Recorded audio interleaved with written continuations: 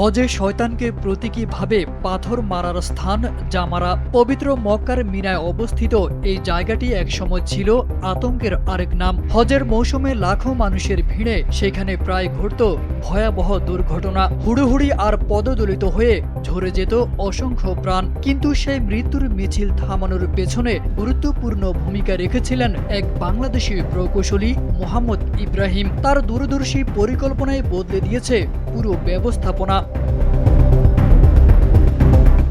হজের সময় হাজিদের মিনায় 3 দিন অবস্থান করতে হয়। এ সময় তারা 3টি জামারায় পাথর নিক্ষেপ করেন, যা শয়তানের প্রতীক হিসেবে পরিচিত। 5+ স্টার রেটিং প্রাপ্ত দেশের সর্বোচ্চ বিদ্যুৎ সাশ্রয়ী ওয়ালটন এসি। স্মার্ট কমফোর্ট এখন নেক্সট লেভেলে। বড়, মাঝারি ও ছোট এই 3 জামারাকে কেন্দ্র করে প্রতিদিন তৈরি হতো বিশাল জনসমাগম। বিশেষ করে 1994 সালের হজে পদদলিত হয়ে 270 হাজির মৃত্যু বিশ্বজুড়ে আলোড়ন তোলে।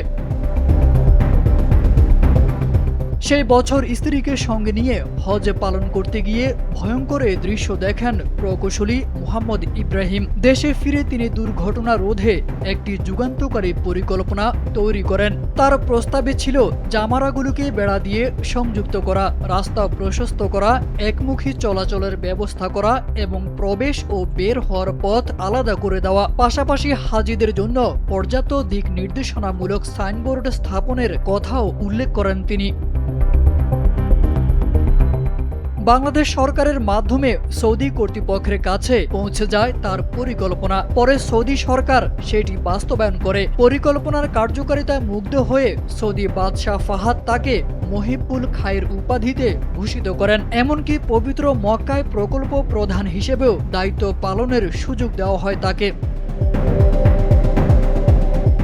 চাঁপাইনবাবগঞ্জের এই কৃতি প্রকৌশলীর পরিকল্পনার ফলেই আজ জামারায় অনেক বেশি শৃঙ্খলা ও নিরাপত্তা নিশ্চিত হয়েছে। লাখো হাজি এখন নির্বিঘ্নে হজের গুরুত্বপূর্ণ এই আনুষ্ঠানিকতা পালন করতে পারছেন। বাংলাদেশের জন্য এটি এক গর্বের ইতিহাস। তারেক আজিজ খান, NBB।